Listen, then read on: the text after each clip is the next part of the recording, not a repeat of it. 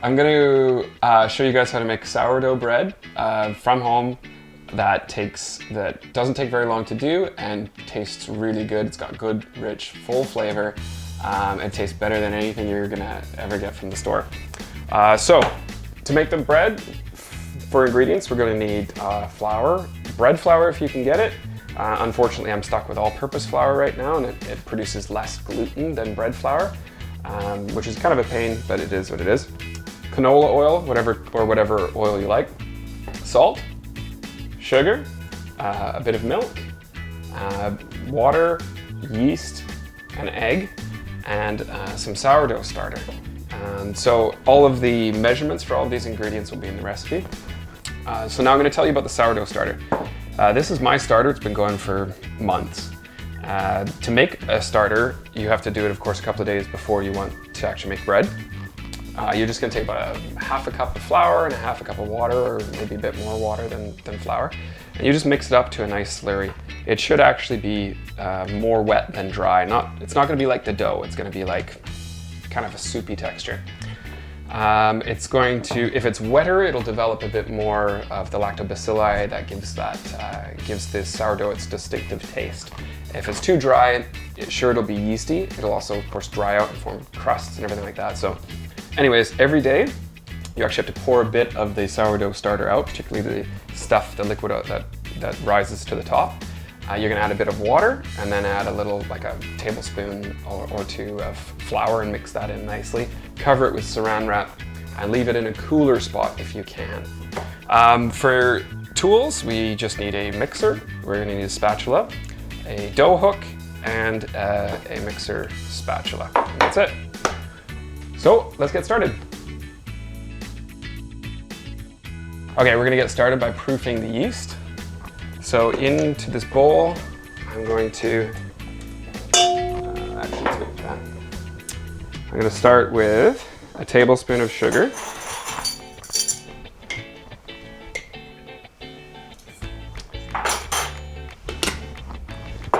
My half cup of warm water.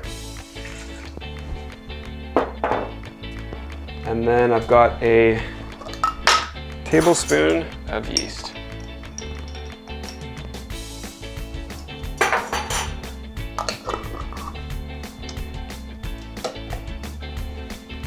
Okay, so I'm gonna put this in and then we're gonna turn it on.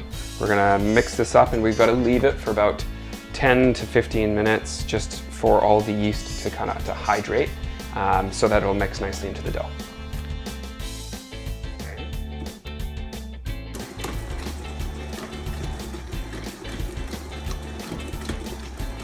So we'll give this a good mix and then we're gonna leave it until all those little grains of yeast basically go away and form kind of a sludge.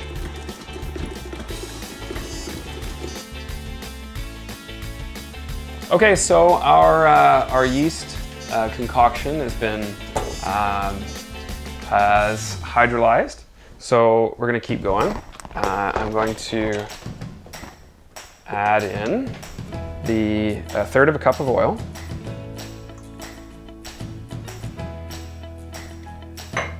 A cup and a half of water, warm water, and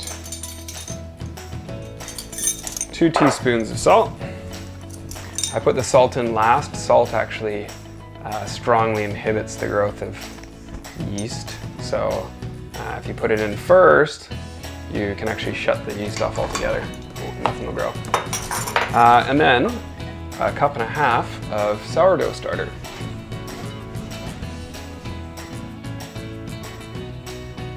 Okay.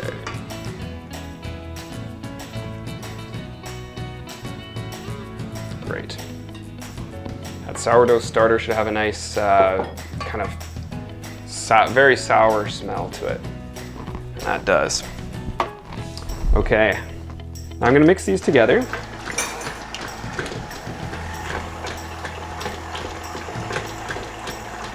Doesn't have to mix for too long before we start adding in the flour.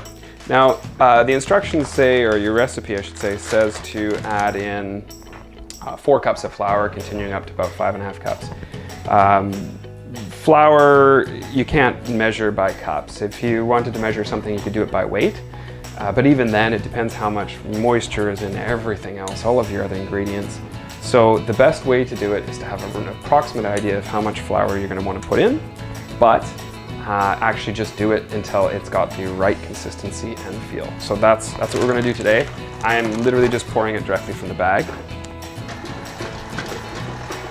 And I'm just pouring in a bit at a time, letting it settle,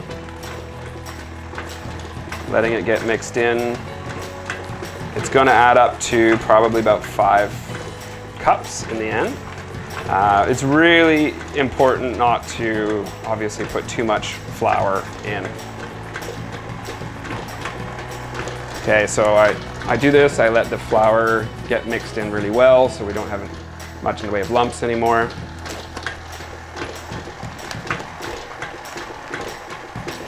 Keep going right up into a point until it turns into a thick paste, like dough. As soon as it becomes a dough, we're actually going to swap out. We're going to take that spatula out, and we're going to put the dough hook in. But I actually like to make sure it's really nicely mixed in as best you can with that spatula first.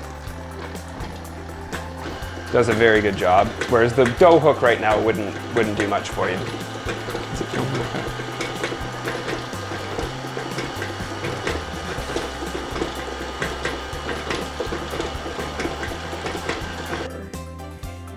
The dough hook. So if you keep this going past there, then the machine really struggles. Okay, set that off. Once over. Okay. Enough. Dough hook goes on. Okay. Oops. Okay, now I can keep adding. I've got the dough hook on the lowest setting. This machine's a little bit on the small side, so I don't really want to lose a bunch of flour or dough over the side of the bowl. So I just go nice and steady. Make sure this. Okay, so we got a nice kind of wet dough going on right here. Ooh. Yeah, that should be on. Can you check and make sure it's on? Okay, it's still very wet, so let's just keep going.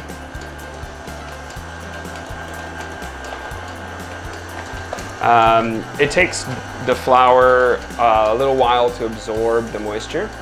So sometimes when the dough is kind of starting to fight back a little bit, you can actually just leave it for a few minutes. The dough will absorb moisture. When you turn it back on again, it'll mix up much more easily. Okay, so we've got it to a point where the dough is still kind of sticky.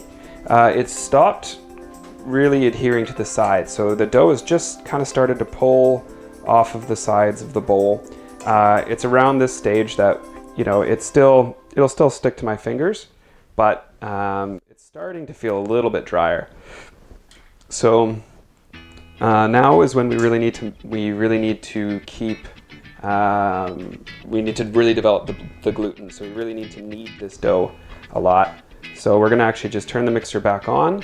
The dough tends, at least on my machine, it tends to ride up over this lip, which sort of sucks. You have to keep scraping it off and then taking the dough out, pulling it, and then putting it back in. Okay, so one little trick that I've discovered for preventing the dough from climbing up over the lip of the dough hook is actually to take the lock off of the mixer, allowing it to raise and lower. So it kind of looks funny, but hey, it works. So we're just going to keep going like this until we've got really good gluten development. But this looks perfect right now. The dough is still kind of got a little bit of a sheen to it. It's smooth, it's not rough, and it's kind of still mixing well. The machine isn't laboring. Keep kneading it. Okay, so you should be able to stretch and pull.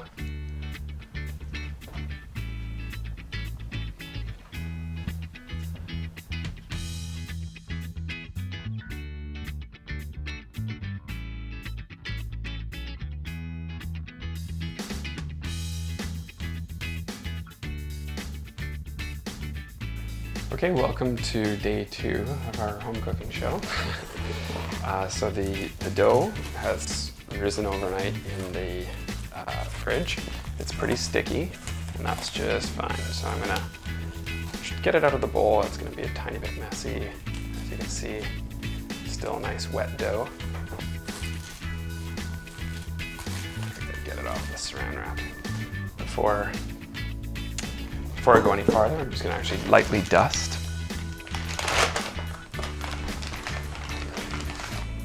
my table with flour, just to stop it from sticking. Okay, and then to pull this stuff out, because of the saran wrap, it didn't dry out. Okay, so I should be able to dump this out here. Like that. Great. Okay, so here is my dough. Big, it's nice and elastic. You can see these big bubbles in here. So we're actually gonna make, I'm gonna cut this in half. With one side of it, we're gonna make a sourdough loaf. And the other side of it, I'm actually gonna show you how to make rosette buns, also known as Kaiser buns. So you're gonna get a 2-for-1 here. Okay, so make a nice round ball with it. I've got a pastry knife. I'm just gonna cut it right nice and down the middle. And 2 sides. There you go, that looks like a nice dough. That one's gonna be my sourdough. This one we are gonna make into our rosettes. So I'm gonna cut this, keep having it until I have 8. Each of these guys are gonna be roughly half. 1, 2, 3, 4, 5, 6, 8. Okay. They're nice. See how they're still just slightly tacky? And this is how you do a rosette. Okay. So you take your lump of dough and you're going to roll it into a long snake, like this. About that long, okay? It's important that it's still sticky. Take it like this, fold it through, wrap it through like that, reach it around the back. That is not very good looking. Okay, I'm gonna grab my pan. Oh, I've got it here. And cut a little bit of parchment paper. And we'll put these rosettes directly onto the parchment paper.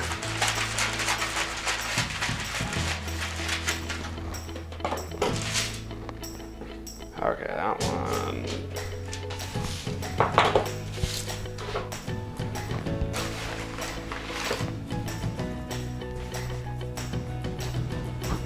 If your buns are, if the dough is too dry, it will form a crust, and that crust will actually stop your buns from rising.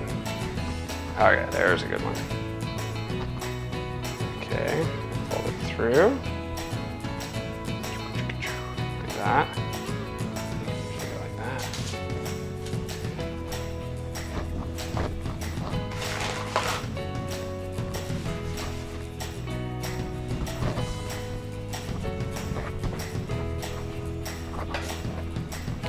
You gotta move. There we go.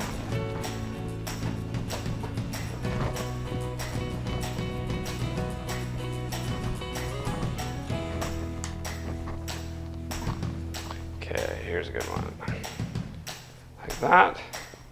Come around behind. Boom. There, that's a nice one. Ooh, because they're sticking to each other.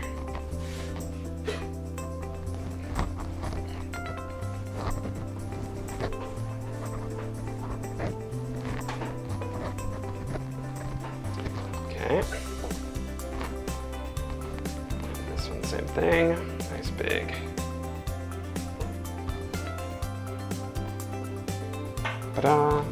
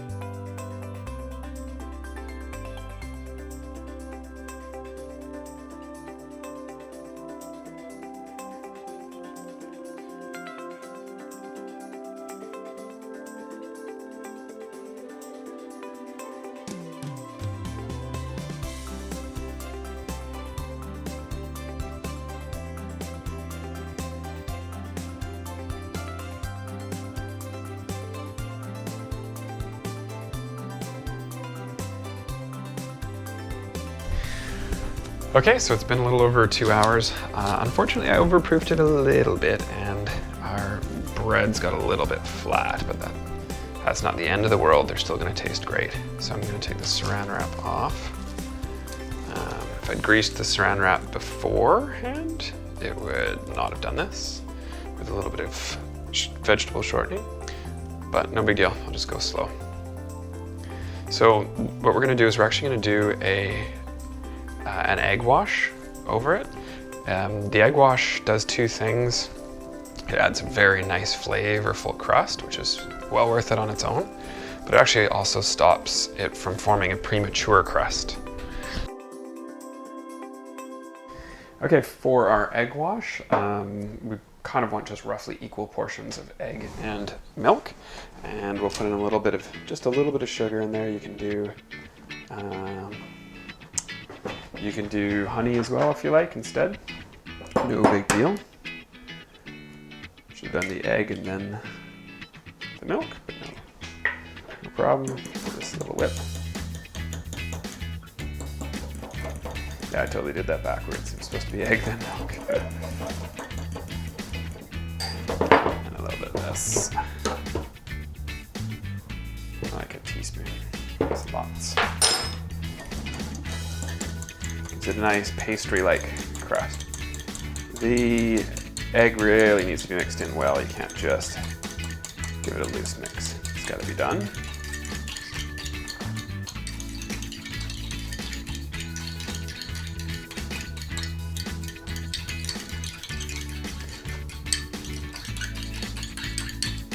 Okay, that's looking pretty good.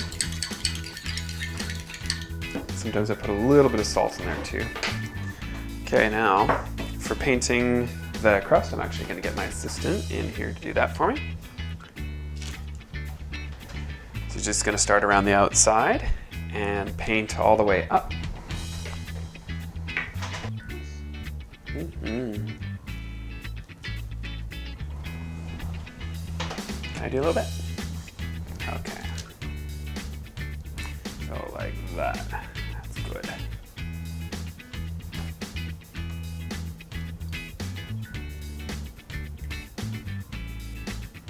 Okay, I've preheated my oven to 400 degrees.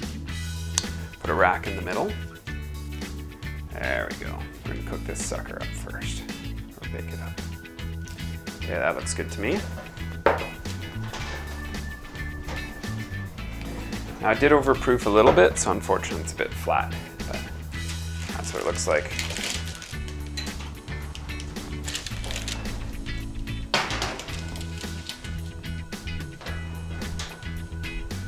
Okay, in the meantime, we will egg wash the remaining ones. You want to keep going there, little fella? Let's give it a good soaking.